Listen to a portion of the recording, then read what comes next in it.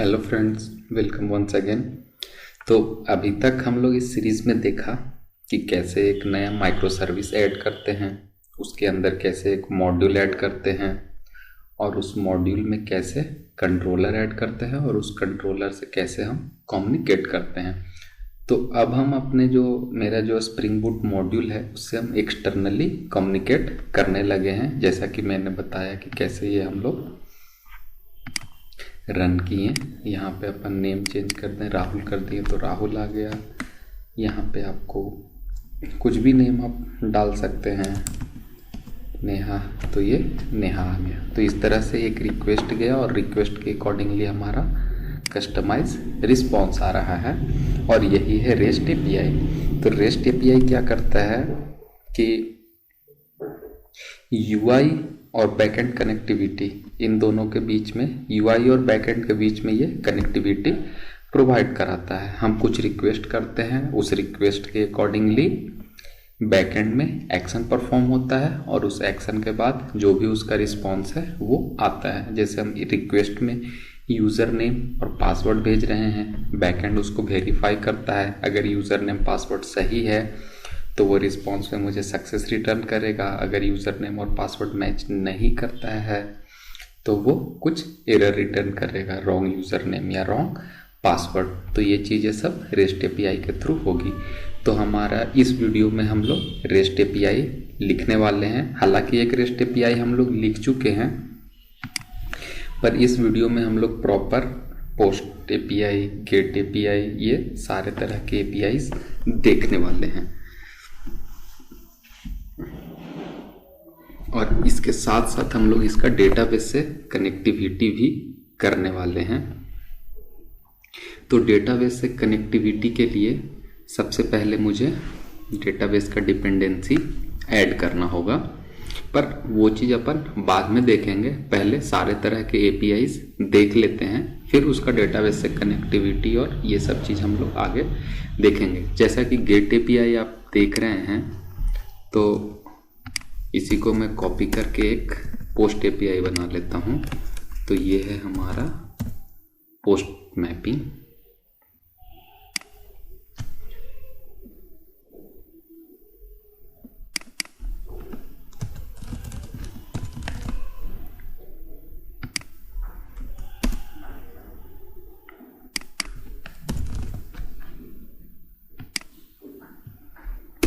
और अब मैं यूआरएल भी उस तरह से रख रहा हूँ जिसका हमें आगे जो हमें पैटर्न फॉलो करना है। तो जैसे यूज़र है तो /यूज़र सब्सक्रिप्शन होगा, तो /यूज़र सब्सक्रिप्शन। तो पाथ वेरिएबल में इसमें कुछ भी नहीं आएगा। रिक्वेस्ट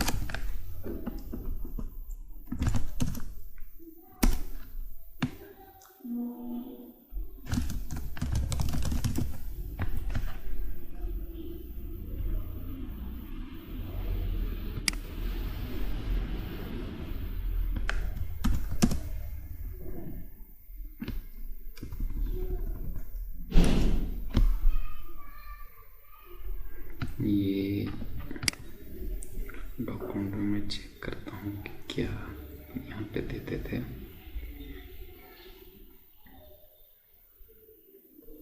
वो रिक्वेस्ट बॉडी है, मैं रिक्वेस्ट मैपिंग लिख रहा था।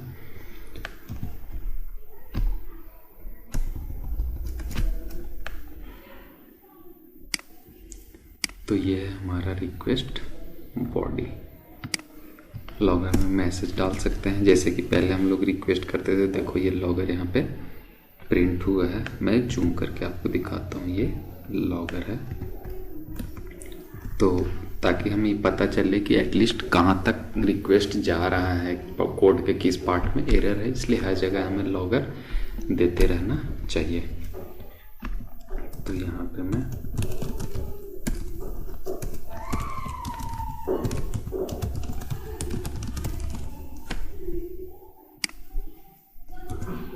receive request to create user।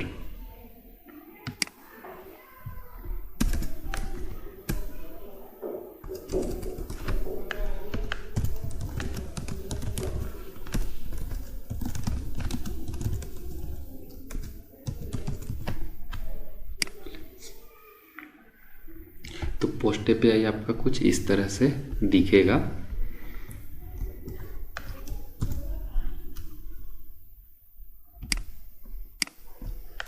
तो ये पोस्ट हो गया, पोस्ट के जैसा ही होता है पुट। तो आप इसे कॉपी करके पुट बना सकते हैं।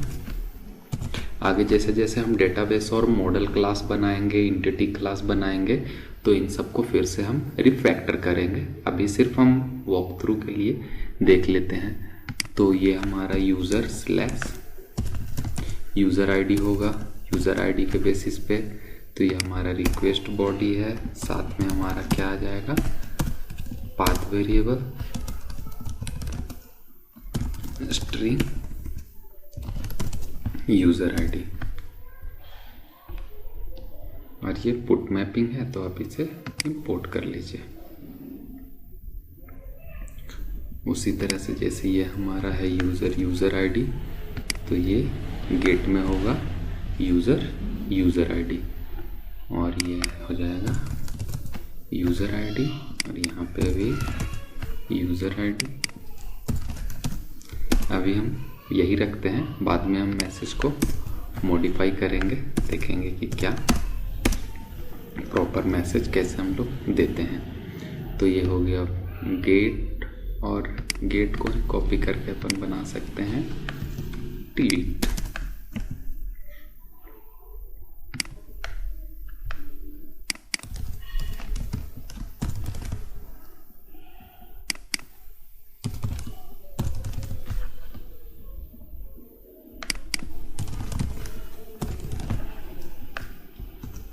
तो ये हमारा update user, gate user, delete user.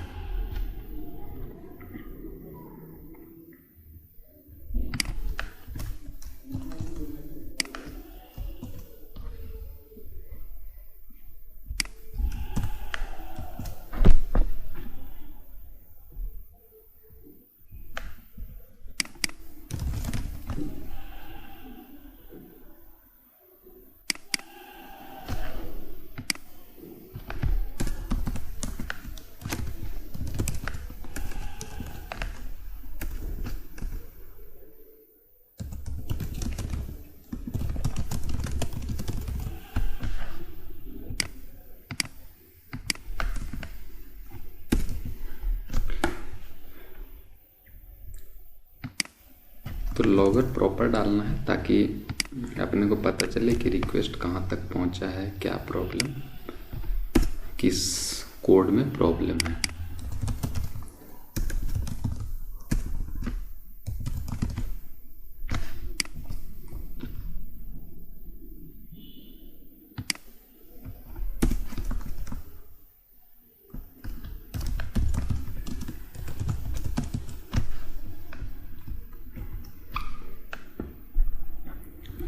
तो ये फ्रेंड्स, इस तरह से हम पोस्ट, पुट, गेट और ये है हमारा डिलीट मैपिंग। तो ये सारे एंड पॉइंट्स हैं। अभी हम सिर्फ सब में मैसेज रिटर्न कर रहे हैं। डिलीट सक्सेस, इसमें नेम ले रहे हैं या यूज़र आईडी ले रहे हैं, तो यूज़र आईडी रिटर्न करेंगे। ये पाथ वेरिएबल है। अब अगर हम देखेंगे तो यूज़र हमारा सारे एपीआईज में है, तो इसको हम कहीं ना कहीं कॉमन कर सकते हैं। तो ये यहाँ पे मैं रिक्वेस्ट मैपिंग और ये स्लैश यूज़र दे देता हूँ। तो ये स्लैश यूज़र है, तो यहाँ पे मुझे कोई भी रिक्वायरमेंट नहीं होगी, तो यहाँ पे सिर्फ मैं स्लैश डाल देता हूँ। ये स्लैश यूज़र आईडी यहाँ से भी अपन रिमूव कर सकते हैं, क्योंकि वो कॉमन सारे कंट्रोलर के जितने भी एंड पॉइंट्स हैं, ये सब में स्लैश यूज़र ऐड हो जाएगा। तो अभी मैं गेट टेस्ट करके बताता हूँ, क्योंकि अभी हम लोग सिर्फ गेट ही टेस्ट कर सकते हैं ब्राउज़र से, और बाकी हम पोस्टमैन से टेस्ट करेंगे। तो जब हम अभी नेक्स्ट वीडियो में जब हम डेटाबेस के साथ कनेक्टिविटी करेंगे, तो उसके साथ हम लोग पोस्ट मेथड को रिफ्रैक्टर करेंगे। पोस्ट और गेट को पहले हम लोग देखेंगे, उसके बाद डिलीट, ये सब में आएंगे। तो अब हमारा हो गया है 8080/user/name। तो ये नेम कहीं न कहीं मेरा है क्या, यूज़र आईडी। तो यूज़र आईडी, तो ये gate request, post request, put request और डिलीट रिक्वेस्ट, ये चारों रिक्वेस्ट मैं आपको डेटाबेस से कनेक्ट करके नेक्स्ट वीडियो में बताने वाला हूँ। तो नेक्स्ट वीडियो में हम लोग देखेंगे पोस्ट और पुट। तो इसके लिए हम लोग एक मॉडल क्लास बनाने वाले हैं, यूज़र मॉडल, फिर उसका रिपोजिटरी क्लास कैसे उसको कनेक्ट करते हैं, और MongoDB से पूरा flow. So see you in next video. Thanks for watching.